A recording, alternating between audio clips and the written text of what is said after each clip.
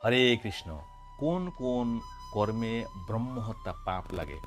Number এক হচ্ছে, যদি কোনো নারী রজস্বলা অবস্থায় থাকে, অর্থাৎ প্রথম 3 দিন, ওই সময় যদি কোনো পুরুষ তার সাথে সঙ্গম করে, তাহলে সেই পুরুষের উপরে ব্রহ্মহত্যা পাপ লাগে।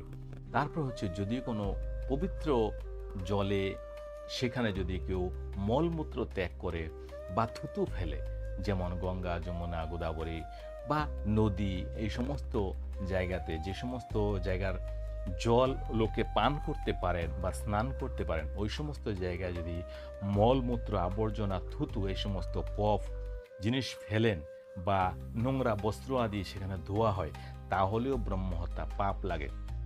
তারপর হচ্ছে, যদি দেখছেন আপনার কোনো কাজ নেই, তারপরেও বড় ধরনের কোনো বৃক্ষ, যেটাতে অনেক হয়তো পাখি আশ্রয় নিচ্ছেন বা অনেক পথিকরা এসে বিশ্রাম নিচ্ছেন, সেই গাছকে কাটা হলো, তাহলেও তার উপরে ব্রহ্মহত্যা পাপ লাগে।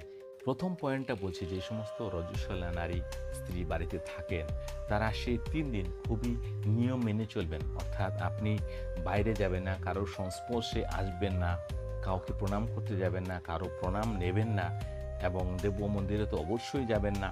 তারপর হচ্ছে, ওই সময়টা যদি পারেন আপনার জামা কাপড় আলাদা রাখুন, অন্য কারোর সাথে যেন সংস্পর্শে না আসে, এবং স্বামীর থেকেও দূরে থাকুন। কেননা স্বামীর সাথে মিলনেও বা স্বামীর সংস্পর্শেও আপনার এই পাপ কিন্তু স্বামীর গায়েও যাবে, এবং সেই পাপ কিন্তু আমাদের ভোগ করতেই হয়। সেজন্য যতটা সম্ভব, যদি আপনার বাড়িতে জয়েন্ট ফ্যামিলি থাকে, তাহলে বাড়ির লোকেরা তো জানবেই আপনার কি অবস্থা আছে, তাহলে তাদের দিয়ে সেই কাজগুলো করিয়ে নিন, সেটা আপনার জন্য মঙ্গলময় হবে। হরে কৃষ্ণ, হরে কৃষ্ণ।